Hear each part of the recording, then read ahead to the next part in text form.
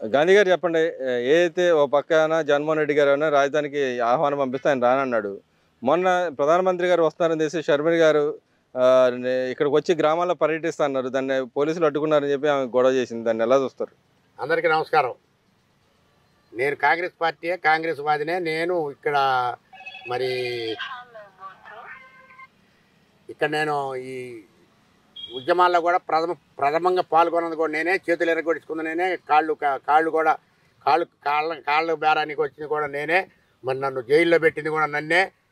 నన్ను దుశ్చర్యలు చేసి నన్ను నానా బజ్జీ చేసింది కూడా పోలీసు వారు ఇక్కడ చేశారు జగన్మోహన్ రెడ్డి గవర్నమెంట్లో. మరి అయినా నిన్న ఆహ్వానం లేదు. లేకపోతే ఇది అందరి పండగ. రాజధాని అనేది 5 కోట్ల ఆంధ్రుల పండగ. 5 కోట్ల ఆంధ్రుల పండగ అండి ఇది. ఏ ఒక్కడిదో కాదు ఇది. అందుకని అందరూ పాల్గొనాలి. జగన్మోహన్ రెడ్డి రాకపోవచ్చు. ఫస్ట్ సారే రాలేదు ఆయనకి ఈ రాజధాని అంటే ఇష్టం లేదు, రాలేదు. దానికి ఎవరేం చేస్తారు? కాబట్టి ఆమె బయలుదేరటం కూడా ఊరక ఆమె ఏదో ఇదవటానికి బయలుదేరింది అంతే తప్ప ఆమె ఏదో ఈ రాజధాని మీద ప్రేమ ఉండి ఆంధ్ర రాష్ట్రం మీద ప్రేమ ఉండి కాదు. ఆ చెట్టుది ఆ కాయ గుర్తుపెట్టుకొని ఆంధ్ర రాష్ట్ర ప్రజలు ఎవరైనా సరే ఆమె పీసీసీ అయిన తర్వాత ఎప్పుడైనా సరే ఆంధ్ర రాష్ట్రానికి రాజధాని లేదని కానీ, రాజధాని ఎందుకు నిర్మాణం చేయలేదని కానీ వాళ్ళ అన్నయ్యని కానీ ఎవరినైనా అడిగిందా? కనీసం మీరు ఇక్కడ ధర్నా చేస్తున్న ఏ రోజు సంఘీభావం తెలిపిన సందర్భం లేదు కదా. అసలు ఆమె సంఘీభావం కాదు. కనీసం ఇటు కన్నెత్తి కూడా చూడలా. ఆమెకు మరి ఆమెకు పదవి ఇచ్చారు, పీసీసీ పదవి ఎందుకు ఇచ్చారో నాకైతే అర్థం కాల.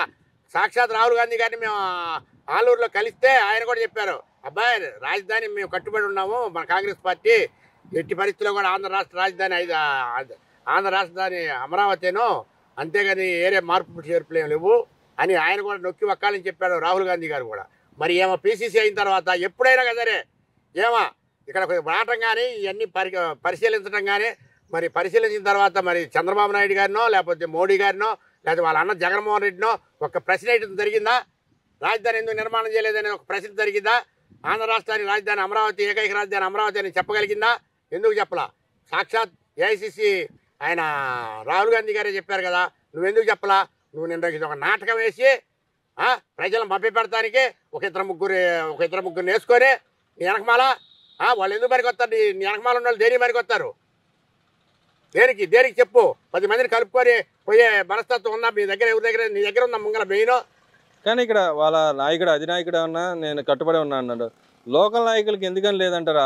లోకల్ నాయకులకి ఎందుకు లేదండి? మా బోర్డు నాయకులు మొత్తానికి ఉంది. కాకపోతే ఏం మాట్లాడతలేదు కాబట్టి మేమేం మాట్లాడతలేమా, సైలెంట్ అయిపోయాం. రాష్ట్రానికి ఇన్ఛార్జ్ ఆమె కాబట్టి ఆమె అయినప్పుడు ఆమె మాట్లాడాలి కదా. ఆమె కలుపుకోవాలి, అందరిని కలుపుకోవాలి, అందరు అన్ని డీసీసీలు కలుపుకోవాలి, అంత కార్యకర్తలు కలుపుకోవాలి. కార్యకర్తలు లేని పార్టీ ఏం పార్టీ అది? ఒక కార్యకర్తలు పిలుస్తున్నా, ఒక మీటింగ్ వేస్తుంది ఎక్కడన్నా సరే. ఆమె బయలుదేరాలనుకుంది, రాష్ట్ర రాజధానికి రావాలనుకుంది, మోడీ గారు వస్తున్నారు, నేను కూడా రాజధానికి రావాలని అనుకున్నప్పుడు కిందటి రోజు మీటింగ్ వేయాలిగా కార్యకర్తలు. రాజధానిలో ఎవడెవడు ఉన్నాడో పిలవాలిగా వాళ్ళని. ఏమాత్రం ఇంకింత జ్ఞానం ఉండగానే ఆమెకి పిలిచిందా? ఎవరినన్నా ఎవరికైనా చెప్పిందా? నీ 4 గోళ్ల మధ్యలో ఎవడుంటే వాడిని పెట్టుకొని ఆ 2 ముగ్గురు పెట్టుకొని నీ ఇష్టాచారం మాట్లాడతావు నువ్వు. అంటే పార్టీ సంస్థాగతంగా డెవలప్ కాకపోవడానికి ఆమె కారణం అని చెప్పి ఒక రకంగా చెబుతా ఉన్నారు. ఖచ్చితంగా ఆమె పార్టీ ఆంధ్ర రాష్ట్రంలో పార్టీ ఇప్పుడు మొన్నటిదాకా 3% ఓటింగ్ కూడా ఇవాళ 1% కూడా పడిపోయింది. ఆమె మూలానే పడిపోయింది. ఆమె మూలానే ఎవడు మా పార్టీలో చేరట్లా. ఆమె వచ్చిన తర్వాత ఎవరన్నా ఒక్క నాయకుడు మా పార్టీలో చేరారా?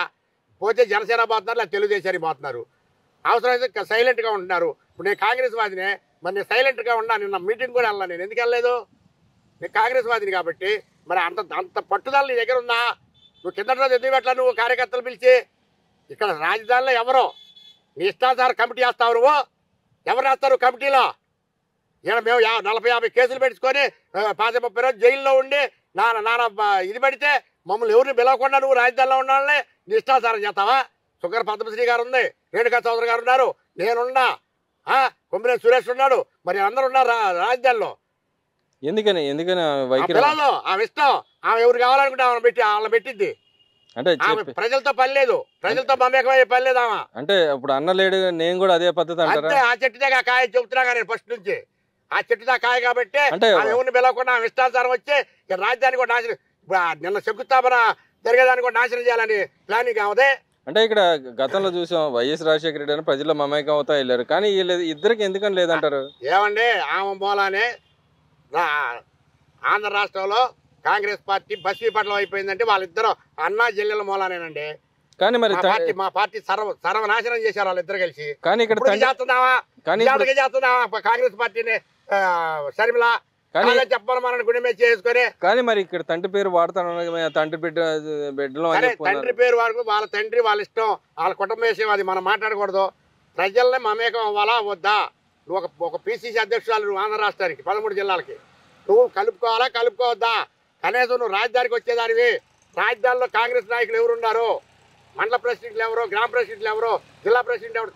కలుపుకోవాలి. నువ్వు కలుపుకోకుండా నీ ఇష్టానుసారం నువ్వు బయలుదేరతా. ఎవరిని అబాస్పాలు చేద్దాం అనుకున్నా?